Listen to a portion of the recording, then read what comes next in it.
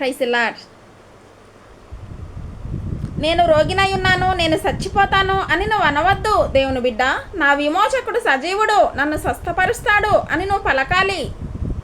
నేను చావను, సజీవుడైన యెహోవా క్రియలు వివరిస్తాను అని నువ్వు పలకాలి. కీర్తన 118:17 ప్రకారంగా నేను యేసు రక్తమును ఆశ్రయిస్తున్నాను అని నువ్వు పలకాలి దేవుని బిడ్డ. ఈ మాటల్ని మీకు చాలాసార్లు ఇచ్చాను. గత సంవత్సరం నుండి అనేక మంది పలుకుతూ ఉన్నారు.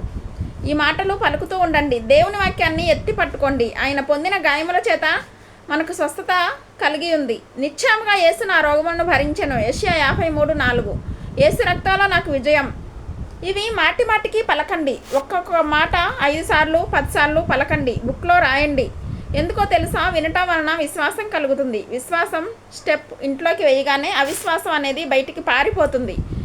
జ్ఞానం గలవాడు బలంగా ఉంటాడు, శక్తివంతులుగా ఉంటారని బైబిల్ చెప్తుంది. నాలో భయం రాకూడదు అన్నవారు చెయ్యొత్తండి.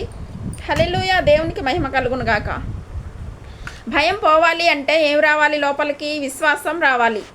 అర్థమయ్యే భాషలో చెప్తాను. చీకటి పోవాలంటే ఏమి రావాలి?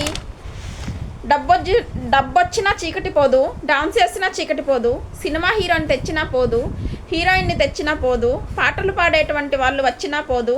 చీకటి పోవాలంటే వెలుగు రావాలి. వెలుగు ఒక్కటే చీకటిని పటాపంచులు చేస్తుంది. వెలుగు వస్తుండగానే చీకటి సదురుకొని పరుగు. చీకటి రావే అంటే రమ్మన్నా రాదు. అంటే చీకటిని భయం అనుకోండి, వెలుగును ధైర్యం అనుకోండి. విశ్వాసం ఈ చీకటిలో సాతానుడు పనిచేస్తున్నప్పుడు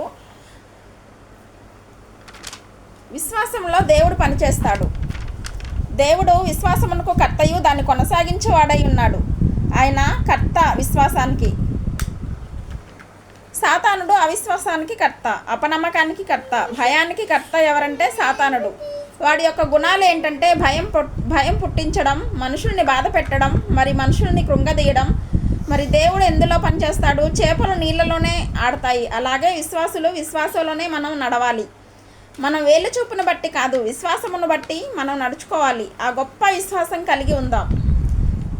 ప్రార్థిద్దాం. దేవా, నీ కనికరం చొప్పున నాలో భయాలు తీసేయమని అడగండి, ప్రార్థించండి. భయపడను, కలవరపడను, కలత చెందను నేనెప్పుడు. భయపడను, కలవరపడను, కలత చెందను నేనెప్పుడు.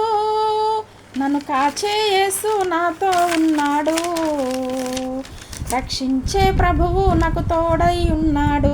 హల్లెలూయా, దేవునికి మహిమ కలుగును గాక.